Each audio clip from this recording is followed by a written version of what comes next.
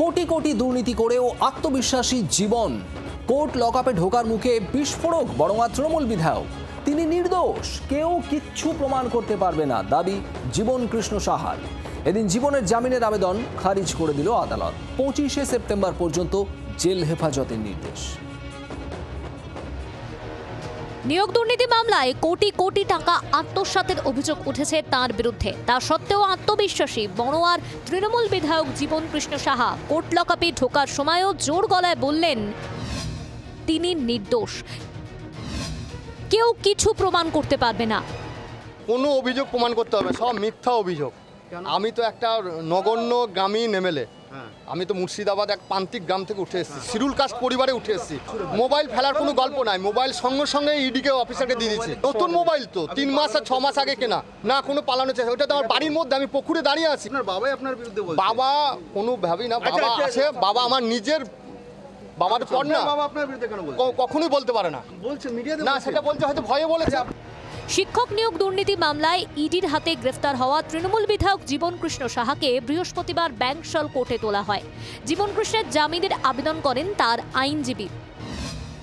আদালতে জীবন কৃষ্ণের আইনজীবী বলেন, একই অপরাধে দুবার কেন গ্রেফতার? সিবিআইয়ের মামলায় ইতিমধ্যেই সুপ্রিম কোর্ট থেকে জামিন পেয়েছেন।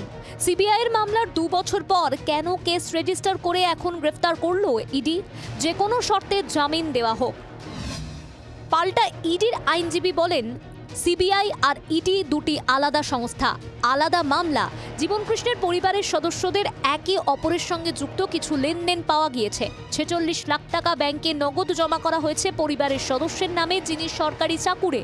চাকরির প্রার্থীরা বয়ান দিয়েছেন কিভাবে নগদে ও ব্যাংকের মাধ্যমে তারা টাকা দিয়েছেন।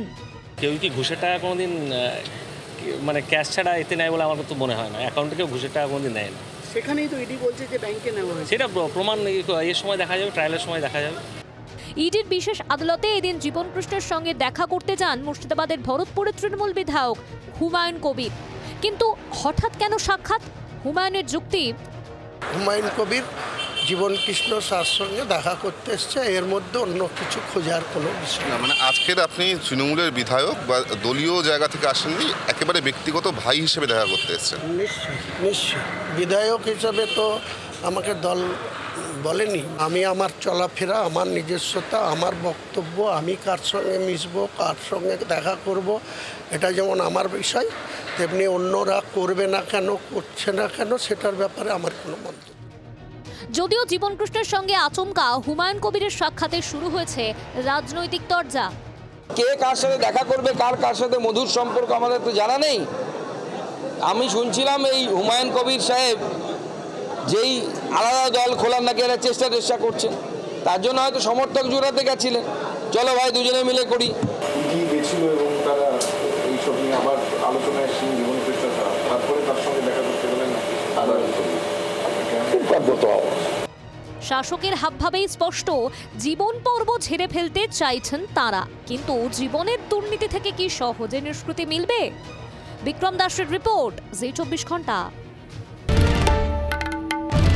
বাংলার আওয়াজ, বাঙালির আবেগ, জি 24 ঘন্টা।